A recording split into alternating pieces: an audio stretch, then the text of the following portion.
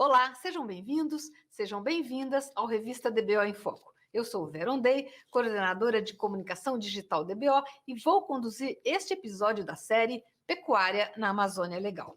A Amazônia brasileira é um vasto território em que os interesses globais já não são apenas geopolíticos. Os interesses vão além, porque a Amazônia está definitivamente associada à economia e ao mercado global de carbono. Para atender a esse mercado, o mundo necessita de 9 milhões de quilômetros quadrados de florestas ou de áreas reflorestadas.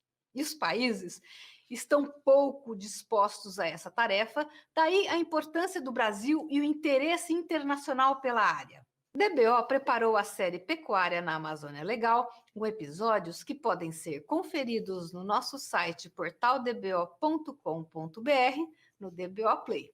E contamos, para isso, com os nossos apoiadores Asbram, Beckhauser, CV Nolaramocho, Labovete e VIP Leilão. Para esta mesa, convidamos o professor e economista Antônio Delfim Neto, ex-ministro do Planejamento, Fazenda e Agricultura, que hoje é consultor de mercado.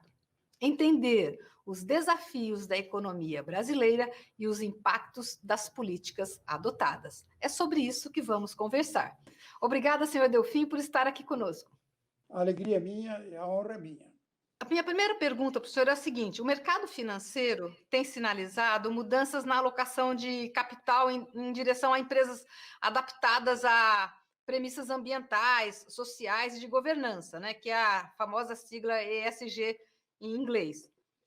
Uma estimativa global de analistas de mercado aponta um potencial de 20 trilhões de dólares de investimentos em sustentabilidade. Como o senhor vê esse mercado e como o Brasil pode capturar valor? Na verdade, eu acho que é absolutamente natural o que está acontecendo. A tragédia não é a pandemia, não. A pandemia seguramente é uma tragédia dentro de uma outra tragédia. A grande tragédia, na verdade, é a destruição ambiental que nós estamos assistindo no mundo. Na verdade, você tem um processo de aquecimento que continua, diminuiu até um pouco agora por conta da pandemia, porque o nível de atividade caiu, mas que é hoje absolutamente visível. Se continuar nessa velocidade, nós vamos destruir tudo. Você vai ter uma mudança profunda de clima, você vai ter uma alteração enorme das terras realmente agricultáveis, você vai ter uma mudança de todo o sistema, de forma que trabalhar para uma acomodação ambiental, que é esse o caso da ESG, é absolutamente importante. E eu acho que, na minha opinião, o Brasil está em boas condições disso aí. O Brasil tem defendido muito mal a sua situação. Há uma relação entre economia e meio ambiente, né? Nessa relação, o que é que não se pode abrir mão, na opinião do senhor? Não se pode abrir mão hoje de nada que expandindo destrua o meio ambiente. No caso brasileiro, não há nenhuma necessidade de destruir o meio ambiente. Basta olhar só os grupos bem globais. Na verdade, nós usamos para a agroindústria e cidades e todo, um terço do território. 2/3 do território brasileiro são reservas. De forma que nossa geração de energia é limpa. Nós temos todas as condições para realmente defendermos a posição de que estamos nas condições melhores que os nossos concorrentes. A agropecuária responde por 25% do PIB brasileiro, né? E há cerca de 2 décadas eram cerca de 10%, né? E a indústria hoje faz um caminho contrário, né? Ela perde espaço com menos peso no PIB. Como é que o senhor analisa essa relação de forças hoje? Então, são duas coisas completamente diferentes. A agricultura foi beneficiada por um programa muito antigo. A primeira revelação, na verdade, foi a Embrapa, um programa muito antigo, na verdade, porque nós precisaríamos criar uma agricultura tropical. Ela não existia. Nós não podíamos copiar da Argentina, que é um outro clima. Nós não podíamos copiar dos Estados Unidos, da China. Nós tivemos que criar a agricultura tropical. Eu vou lhe explicar como isso aconteceu. Há 60 anos, 70 anos, na verdade.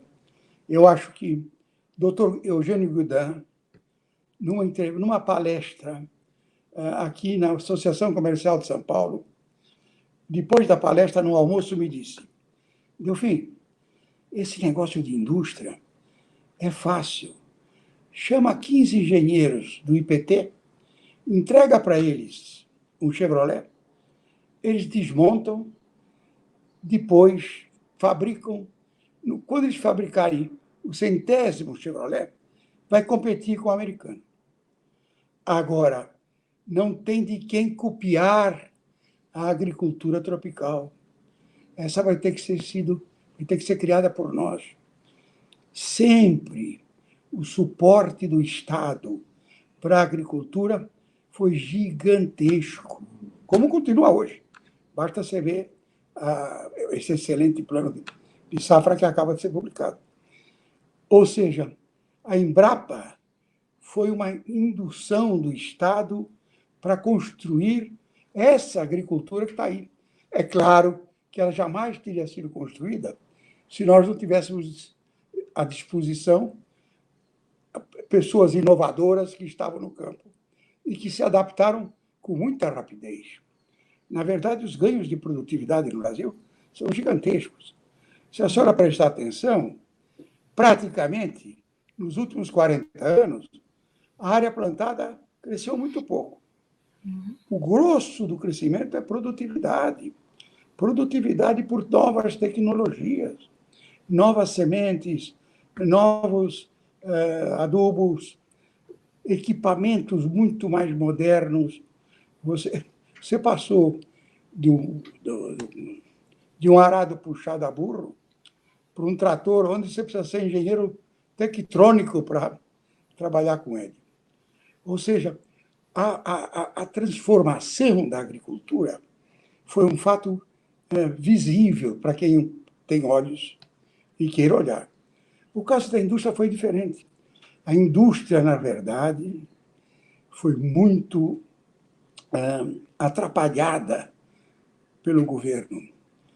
O governo, quando começou a tentar controlar a inflação através do controle do câmbio, ele destruiu a indústria. Como a agricultura tinha uma produtividade muito superior, o câmbio não fez, só ajudou a agricultura. No caso da indústria, ele fez o papel contrário.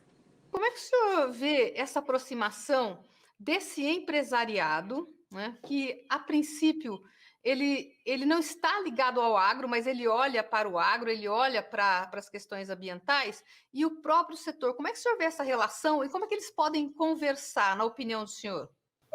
Nós temos que explicar para eles o seguinte: a agricultura não vai, na verdade, destruir a natureza. A agricultura fez progressos tecnológicos de tal na ordem e não tem destruído, pelo contrário. A agricultura conserva. Qual é o país que tem os controles que nós temos? O vice-presidente, general Mourão, tem feito um discurso de resgate dessa aproximação, né? A intervenção do vice-presidente Mourão melhorou muito os aspectos. Muito. Principalmente na Amazônia, onde ele está, na verdade, ele construindo uma força-tarefa que está operando lá e com sucesso. Com a participação muito importante das Forças Armadas. Quem cuida da Amazônia, sempre cuidou, são as Forças Armadas. E a Marinha, o Exército e a Aeronáutica. Eles é que levam saúde, que levam educação àquela região. E que levam a defesa nacional, obviamente. Tá, a senhora acredita, então, que houve um realinhamento aí em função da em função do general Mourão nessa discussão sobre a Amazônia? Eu não tenho a menor dúvida de que o Mourão, o pêndulo estava muito torto. O Mourão deu uma boa arrumada no pêndulo. As reformas administrativa e tributária estão na mira do Legislativo e do Executivo. Com a caneta na mão, o que o senhor faria? Na verdade, deixa eu lhe dizer, não há nada mais importante do que a reforma do Estado. É inacreditável que nós estejamos jogando fora essa oportunidade. Nós não vamos fazer nada sem pôr ordem no nosso Estado. O nosso Estado está controlado por uma elite que não eleita, por burocratas que entraram por concurso e são promovidos politicamente, que se apropriaram do poder. A reforma do Estado é a principal reforma. Sem ela, nós vamos continuar enxugando o gelo. Faz 30 anos que nós fizemos, o governo mesmo fez uma boa análise desse processo e nunca conseguiu fazê-la. O Bolsonaro entrou dizendo que ela era a maior prioridade. Ontem mesmo eu ouvi ele dizendo que agora ficou para 2021. Por que um governo fixa prazo? Eu vou fazer em 2021. Para quando chegar em 2021, ele adiar.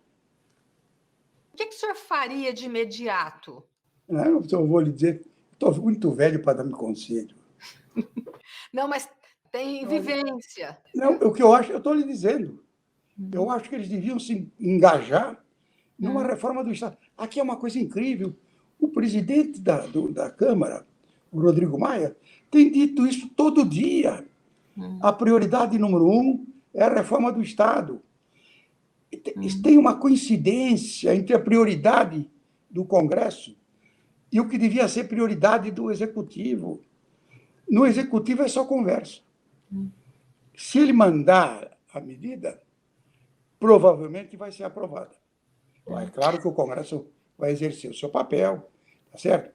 Mas é preciso, sem nenhuma dúvida, você fazer uma reforma do Estado. O senhor acha, então, que é uma questão de negociação firme aí dos dois poderes para colocar essa agenda? Eu acho que o Congresso está preparado. O presidente da Câmara disse isso ainda ontem. Eles estão esperando. Nós precisamos do Executivo tomar a iniciativa. O senhor acredita que a economia possa ser destravada se isso não acontecer? Eu acho muito difícil você voltar a um crescimento robusto sem, na verdade, começar pelo começo, que é a reforma do Estado. O senhor acredita numa retomada já no próximo ano da economia em meio a um mundo tão devastado pela pandemia? Eu acho que vai ter uma queda muito importante, teve já. Vai ter uma pequena recuperação e vai prosseguir, dependendo realmente de como essa pandemia continuar se desenvolvendo. Mas eu não tenho dúvida nenhuma, ela não vai parar o Brasil, não. Não vai parar o mundo. O que vai parar o mundo é a destruição do meio ambiente. A gente vai para um breve intervalo, é apenas um minutinho e retornamos na sequência para conversar com o professor Delfim.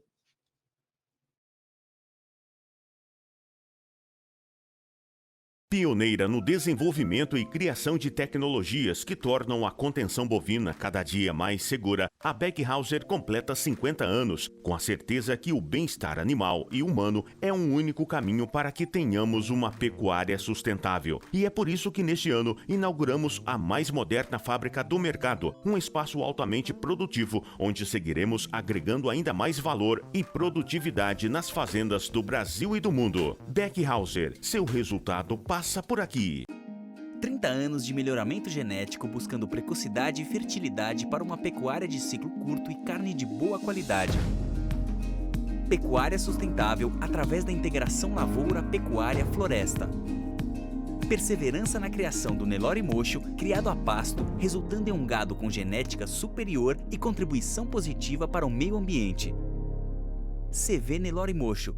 Animais precoces que já dão lucro no DNA. Senhor Delfim, a DBO tem um grupo de produtores, pesquisadores, empresários do setor do agronegócio, a rede DBO, e eles têm algumas perguntas ao senhor. A primeira pergunta vem da Teia Fava, da Fazenda Estrela do Sul, no município de General Carneiro, em Mato Grosso. Ela gostaria de saber a sua opinião sobre leis trabalhistas para o setor urbano e rural com realidades imensamente diferentes. Ela pergunta: não seria a hora de termos diferentes aplicabilidades de leis, principalmente para o setor patronal? Eu é que vou fazer a pergunta. Diga. Quanto cada um deles, nas suas propriedades, tem de reservas? Tenho certeza que todos estão dentro do Código Florestal, com certeza. Na verdade, eu acho que você precisa calibrar o poder do capital com o trabalho. Você não pode deixar o trabalho absolutamente desamparado. É claro que há uma diferença muito séria entre o trabalho na agricultura e o trabalho na indústria. Primeiro, que ele trabalha livre. Segundo, que é sazonal. Terceiro, que existem especializações de outras naturezas. De forma que é, sim, importante você levar em conta as condições de trabalho na agricultura. Não de abandonar, eliminar as leis trabalhistas. Você não pode, na verdade, desamparar o trabalhador. O trabalhador, por maior que seja benigno o patrão, por maior que seja a sua humanidade, a diferença do poder dele e do seu empregado é gigantesca. A lei tem que dar paridade de poder dentro das condições em que ele está trabalhando. Então, é claro, você não pode aplicar a lei trabalhista da indústria ou dos serviços. Cada coisa dessas é diferente. No caso da agricultura. E o que eu acho é o seguinte, e hoje a agricultura é um outro negócio. As pessoas ainda não entenderam que a agricultura hoje é um ramo extremamente tecnológico. Outra pergunta vem do pecuarista Oswaldo Pereira Ribeiro, que ele é presidente da Associação dos Criadores de Mato Grosso. Ele pergunta se o senhor acredita que o Brasil possa se livrar do excesso de regulamentação e de dubiedade de tudo, gerando muita insegurança jurídica em todos os setores. Você precisa de um Estado forte, capaz de regular o mercado.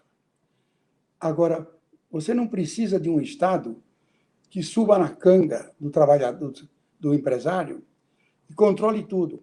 O grande problema do governo é que ele não pode ver nada se mexendo, que ele vai lá e impede que ele ande.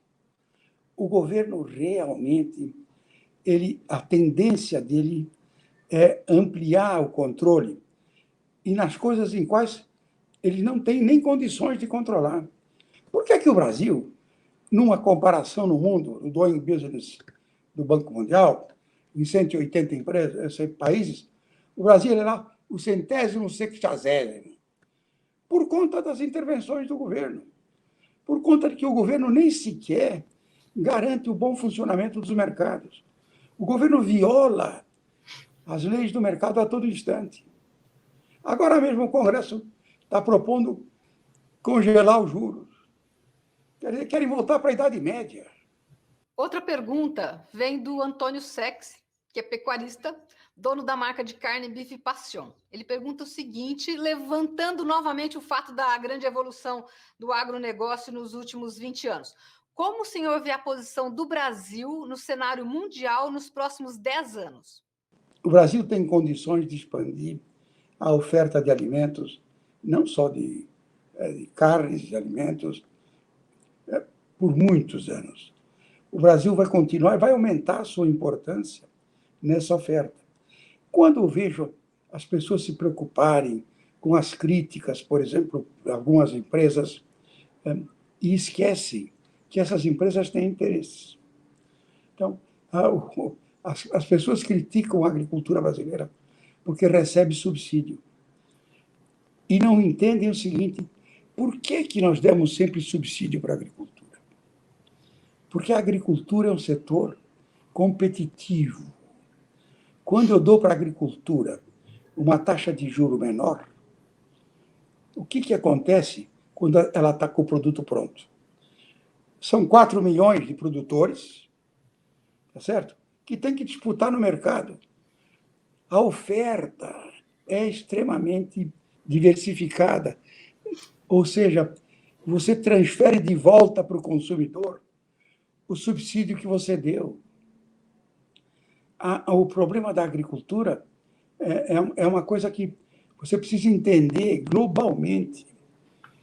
E, de vez em quando, eu não entendia. Quando eu estabelecia uma cota de contribuição sobre o café, eles achavam que era sobre eles. Por quê? Porque não tinham noção do que estavam falando. Não sabiam que nós éramos quase monopolistas.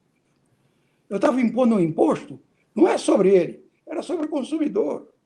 E o senhor vê um cenário diferente para a próxima década em relação ao que o senhor colocou, dessa visão? Hoje, a agricultura é um dos setores privilegiados. Olha, a Cátia Abreu e essa ministra nossa, Tereza Cristina, são duas coisas, são 2 pontos fora da curva. 2 brilhantes, com inteligência, capacidade, conhecimento. Quer dizer, na verdade, você teve uma mudança muito profunda no setor. A próxima pergunta vai nesse sentido também do conhecimento. O Alexandre Garcia Rosseto, que é pesquisador da Embrapa Sudeste, pergunta o seguinte: qual a análise do senhor sobre as perspectivas de inovação e crescimento do setor primário brasileiro, com base no atual nível de investimento em pesquisa e desenvolvimento na agropecuária? Eu criei a Embrapa. Eu não, o governo. A Embrapa foi uma ideia desenvolvida entre o Ministério da Fazenda e o Ministério da Agricultura, quando o ministro era o Cirne Lima, que foi um grande ministro. A Embrapa foi um investimento gigantesco, uma concentração. Nós mandamos lá para fora alguns milhares de profissionais e trouxemos um patrimônio extraordinário que se expandiu e criou, na verdade, a agricultura tropical. Hoje eu vejo com muita tristeza que a Embrapa tem sido muito maltratada. Há uma incompreensão. Não há nenhum investimento no Brasil que tenha a taxa de retorno dos investimentos nas pesquisas da Embrapa. O senhor está dizendo que tem pouco investimento na Embrapa hoje? Eu, sem dúvida, eu não tenho a menor dúvida. O senhor acha que a iniciativa privada poderia contribuir para que se aumente os investimentos, ou a iniciativa privada tem que ficar fora da Embrapa? Não, a iniciativa privada pode fazer suas pesquisas também. E pode fazer as pesquisas junto com a Embrapa. Uhum. Não é possível jogar aquele capital gigantesco que está lá, em que você investiu uma coisa enorme, gigantesca mesmo. Então, não tem como você começar a discutir, ela não precisa ter que fazer setor privado. Não há nenhuma razão para que você não possa usar a Embrapa até em convênios com o setor privado. Uhum. O que o senhor prega, então, é uma revitalização da Embrapa, revitalização geral. Eu prego investimentos na Embrapa. Nós temos a prova de que esses investimentos têm taxa de retorno fantásticos. O Eliseu Alves, sozinho, vale 3 vezes o setor privado. É uma grande figura.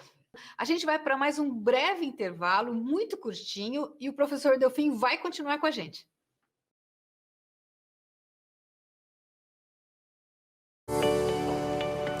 Com uma estrutura de ponta, profissionais capacitados e constante desenvolvimento, o Labovet se tornou referência entre os laboratórios de todo o Brasil. Nós do Labovet não vamos parar, porque pra gente o importante é continuar construindo a fórmula do bem-estar animal.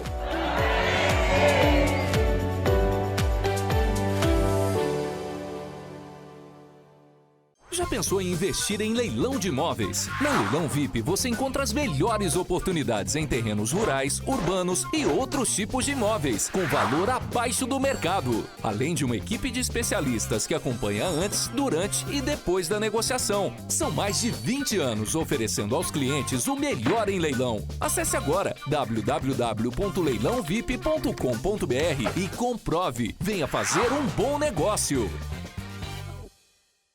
A pergunta do Assuero Veronês, que é o presidente da Federação da Agricultura do Acre, vai nesse sentido, né? Ele diz o seguinte: o governo militar, do qual o senhor foi ministro da Fazenda e ministro da Agricultura, promoveu e incentivou a ocupação da Amazônia, cujo um dos lemas era terra sem homens para homens sem terra.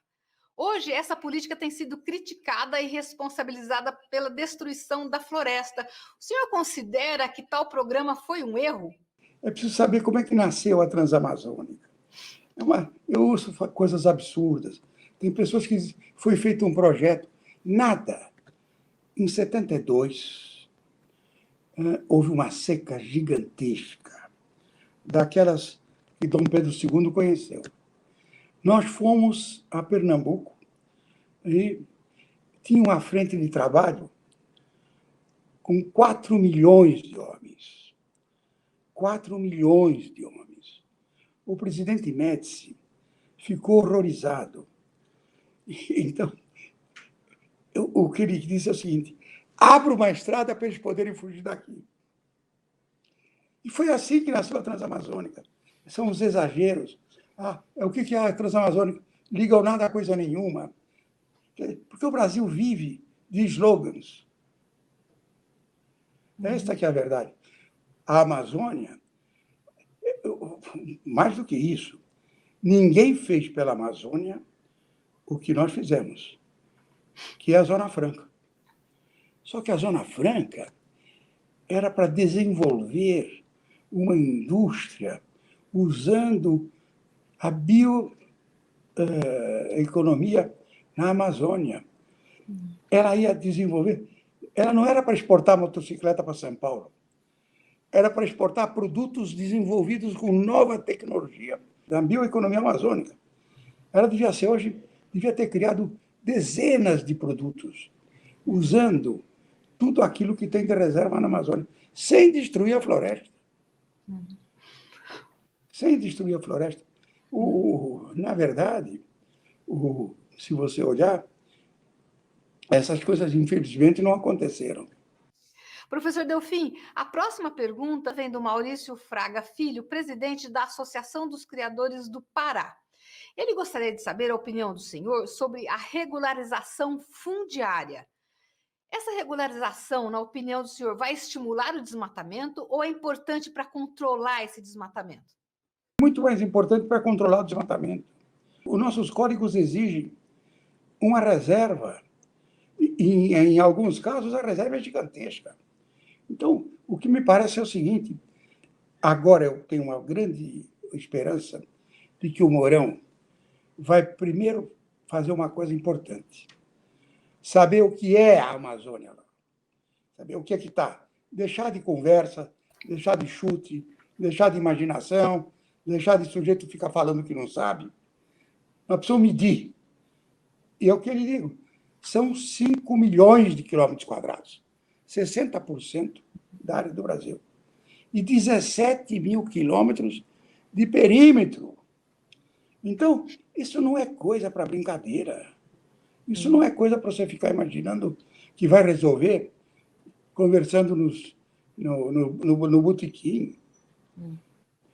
Vai precisar, sim. Eu acho que o Mourão agora pegou pelos cornos esse negócio e vai fazer uma força-tarefa para realmente pôr ordem naquilo. A queimada, em uma larga medida, é natural. É o que eu digo, é preciso conhecer o processo, é preciso conhecer as coisas como são, como funcionam. Só assim você vai poder defendê-las. Professor, uma última pergunta do nosso grupo Rede DBO vem do Paulo de Castro Marques. Ele é da Agropecuária Casa Branca, que tem fazendas em Minas Gerais e no Centro-Oeste.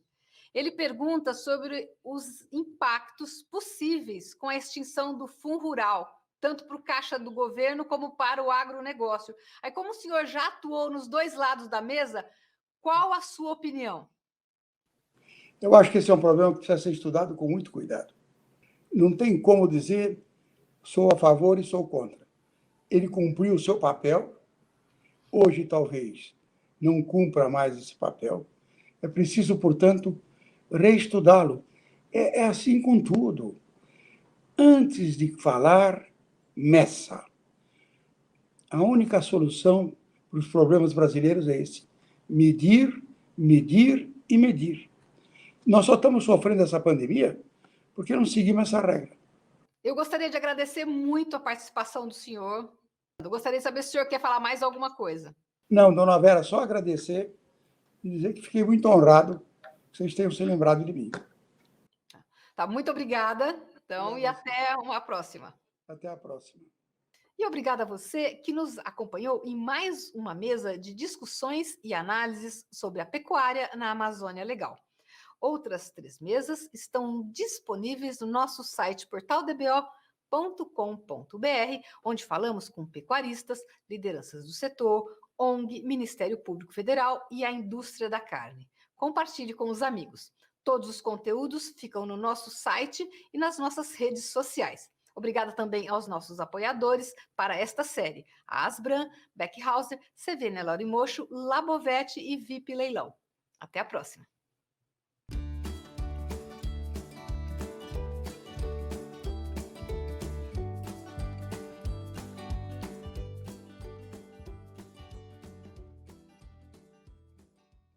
Pioneira no desenvolvimento e criação de tecnologias que tornam a contenção bovina cada dia mais segura, a Beckhauser completa 50 anos, com a certeza que o bem-estar animal e humano é um único caminho para que tenhamos uma pecuária sustentável. E é por isso que neste ano inauguramos a mais moderna fábrica do mercado, um espaço altamente produtivo, onde seguiremos agregando ainda mais valor e produtividade nas fazendas do Brasil e do mundo. Beckhauser, seu resultado passa por aqui. 30 anos de melhoramento genético buscando precocidade e fertilidade para uma pecuária de ciclo curto e carne de boa qualidade. Pecuária sustentável através da integração lavoura-pecuária-floresta. Perseverança na criação do Nelore Mocho, criado a pasto, resultando em um gado com genética superior e contribuição positiva para o meio ambiente. CV Nelore Mocho. Animais precoces que já dão lucro no DNA. Com uma estrutura de ponta, profissionais capacitados e constante desenvolvimento, o Labovete se tornou referência entre os laboratórios de todo o Brasil. Nós do Labovete não vamos parar, porque pra gente o importante é continuar construindo a fórmula do bem-estar animal.